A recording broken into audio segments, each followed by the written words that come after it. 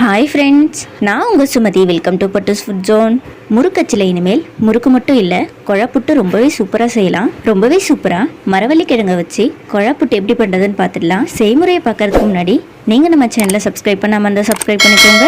கூடவே பெல் ஐக்கானை கிளிக் பண்ணி ஆல் ஆப்ஷனை சூஸ் பண்ணிக்கோங்க. அப்போ தான் நான் போடுற வீடியோ எல்லாம் உங்களுக்கு நோட்டிஃபிகேஷனாக வரும். வாங்க செய்முறையை பார்த்துடலாம். புட்டு பண்ணுறதுக்கு நான் இன்றைக்கி 1/2 கிலோ அளவு மரவள்ளிக்கிழங்கை சீவல் வச்சு துருவி வச்சுருக்கேன்.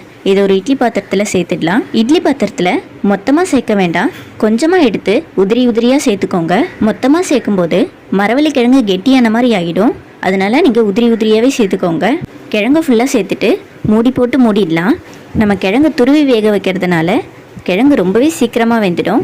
5 நிமிஷம் போல் ஆகியிருக்கு. கிழங்கு எவ்வளோ சூப்பராக வெந்து வந்திருக்குன்னு பாருங்கள். சூடாக இருக்கும்போது கிழங்கு கையில் ஒட்டுற மாதிரி இருக்கும். அதனால் கம்ப்ளீட்டாக கிழங்கு ஆற வச்சிடுங்க. கிழங்குல இருந்த ஹீட் ஃபுல்லாக குறைஞ்சிடுச்சு. இதை வேறு ஒரு பவுலுக்கு மாற்றிடலாம். பாருங்கள், கிழங்கு எந்த அளவுக்கு பஞ்சு போல் வெந்து வந்திருக்கு. இது இருக்கட்டும். ஒரு முறுக்கச்சு எடுத்துக்கோங்க. சின்ன சைஸ் ஹோல் இருக்க அச்சா அடியில் செட் பண்ணிக்கோங்க.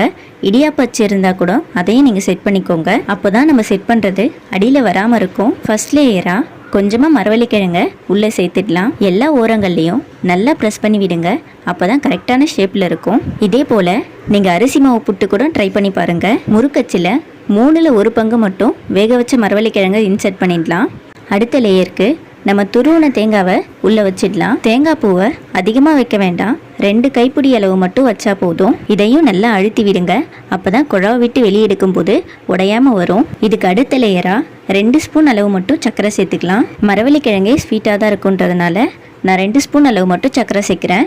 உங்களுக்கு இனிப்பு பத்தலைன்னா கூட ஒரு 2 ஸ்பூன் அளவு சர்க்கரை சேர்த்துக்கோங்க. இதே போல் இன்னொரு லேயர் செட் பண்ணிடலாம். இந்த லேயர்லேயும் ஃபஸ்ட்டு கிழங்கு, அடுத்து தேங்காய், அடுத்து சர்க்கரைன்னு ஆர்டராக செட் பண்ணிக்கோங்க. ஃபுல்லாக இதே போல் செட் பண்ணிவிட்டு அடியில் இருக்க அச்சை ரிமூவ் பண்ணிடலாம்.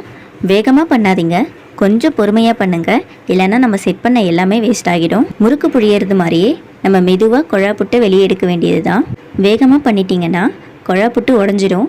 அதனால் ரொம்பவே பொறுமையாக பண்ணுங்கள். பாருங்கள், குழாப்புட்டு எந்த அளவுக்கு சூப்பராக வந்திருக்கு. இதை நீங்கள் புட்டு மேக்கர் இல்லாமல் ரெடி பண்ணிங்கன்னா யாருமே நம்ப மாட்டாங்க.